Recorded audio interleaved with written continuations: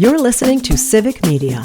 You can tune into any of our live shows on any radio station across the state with the Civic Media app. Find us in your phone's app store and listen anytime, anywhere.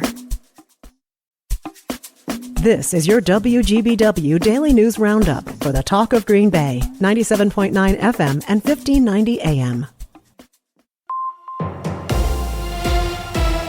For 97.9 WGBW News, I'm Lisa Hale. When AmeriCorps workers received an unexpected email last week telling them the program is done and they're out of a job, several local organizations were affected. One of them is the Girl Scouts of the Northwestern Great Lakes. 7 AmeriCorps members working with the Girl Scouts outreach program are out, and leaders say without those 7 AmeriCorps reps, the outreach program could be eliminated in Green Bay, Appleton, Oshkosh, and 11 other Wisconsin cities. Last week, Governor Tony Evers said Wisconsin will join a multi-state lawsuit against the Trump administration over those cuts. Meanwhile, in Green Bay, the Green Bay Conservation Corps was in danger of losing 13 positions thanks to the Trump administration's cuts to AmeriCorps. Last night, the Green Bay City Council voted unanimously to fund those positions through the summer. The city will use $115,000 in ARPA interest funds to pay for the positions. Police need the public's help in finding a missing North Fond du Lac teenager who may be experiencing a mental break. 18-year-old Alan Fernando Lieva was last seen at home Sunday around 9:30 p.m. He hasn't been seen since. He hasn't been to school. His phone was last pinged in Chilton Tuesday night, but it is not ringing through. Lieva is a Hispanic male, 5 foot 9 inches tall, weighs 165 pounds, with short, wavy black hair and brown eyes. People with any information are asked to call the North Fond du Lac police. The body of 19-year-old Diego Alejandro Ramirez from Fox Crossing has been found. We reported last week that Ramirez was last seen in the early morning hours of April 27th in Menasha. Police found his body near the Racine Street off-ramp of US 10 eastbound Tuesday.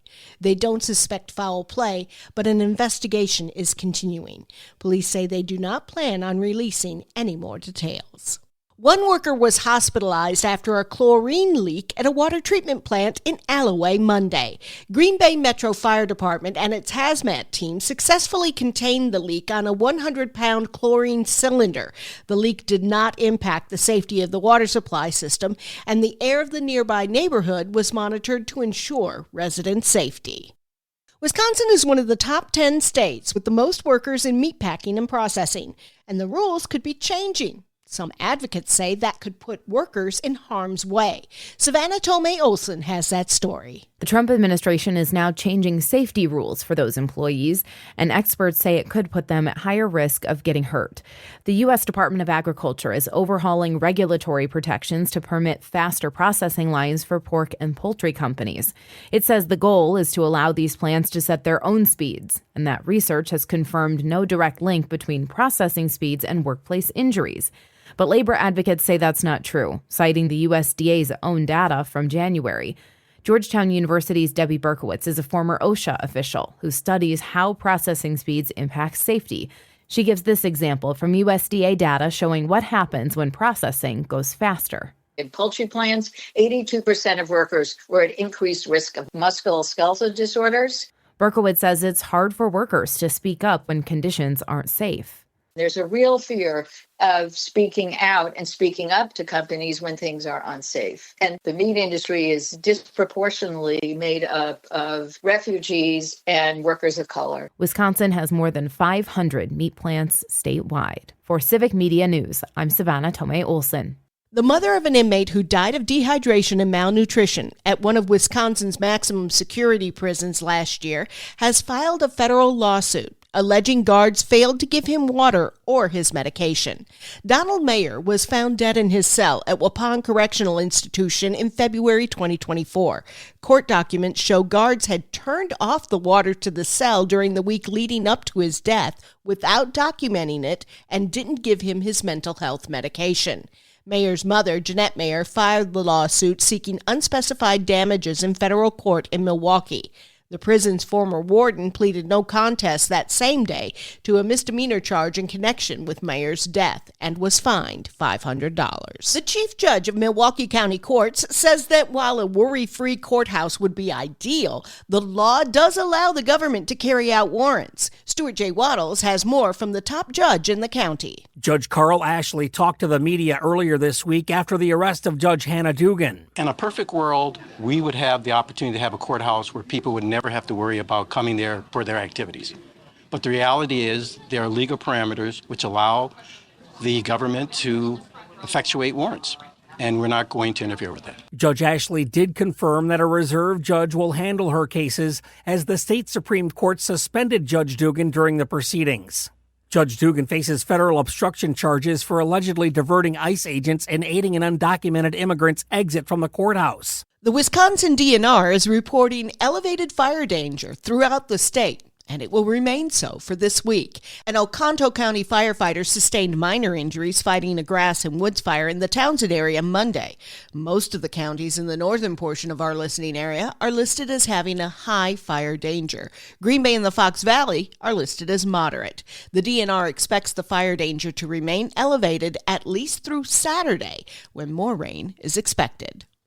I'm Lisa Hale, 97.9 WGBW News. For news anytime, log on to WGBW.FM. A fast start helps the Brewers get a win. Hi, I'm Jimmy Kuska filling in for Mike Clemens. Rhys Hoskins hit a 2 RBI double and Jake Bauers followed up with his 2-run blast to give Milwaukee a 4-run first inning. Bauers into center field. Myers is back. He is running out of room and that's down! Number 3 for Bauers. That call courtesy of FanDuel Sports Wisconsin. Milwaukee won its third game in a row with the 4-3 win over the Houston Astros last night. The Brewers used offense, defense, and pitching to win. We put up 4 early, and the pitching staff, again, Uribe didn't throw as bad as the numbers, but his pitch count got up. And then Mears came in again, second night in a row, and just pitched out of a jam unbelievably, and McGill was electric. Starting pitcher Chad Patrick pitched into the 7th inning. Chad continues to show that he belongs here, and 6 2/3 of flawless against a good ball club that's obviously, and look at their names in their lineup, they're very good ball club. William Contreras was given heaps of praise for his work. Give William credit. He's playing with an injury, and you could tell him it affected him tonight, but in a big situation, he comes up and throws that guy out at second base. Just a hustle play that, big time play. So you got to give William credit for all of this too, with the way he's calling a game, the way he's receiving, the way he's throwing. He's been a huge part right now. That's Brewers manager Pat Murphy. It'll be the same 2 teams, Brewers and Astros, again this afternoon. Milwaukee gets the day off tomorrow before playing the Rays this weekend. 1 week from today, the NFL will announce its 2025 schedule. The Green Bay Packers will have 8 home games and 9 away games. In addition to the home games against the Bears, Vikings, and Lions in the NFC North, the Packers will play each team in the NFC East and AFC North, as well as Carolina, Arizona, and Denver next year. Filling in for Mike Clemens, I'm Jimmy Kuska with Civic Media Sports.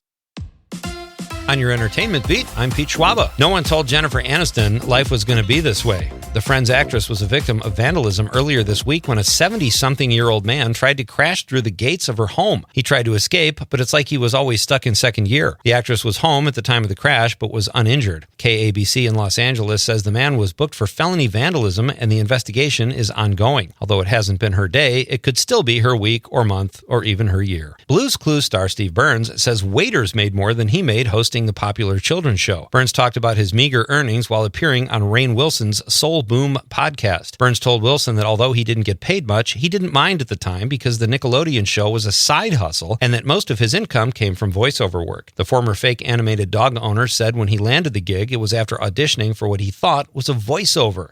That's called having a horseshoe up your ass.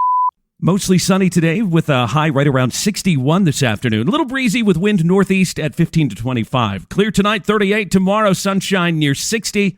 On Friday, mostly sunny with a high near 70. I'm meteorologist Sean Cable. Outside now, it's 55. That's your WGBW Daily News Roundup from Civic Media. Subscribe to this podcast on Spotify, Apple, or wherever you find your podcasts. Find more news at WGBW.FM.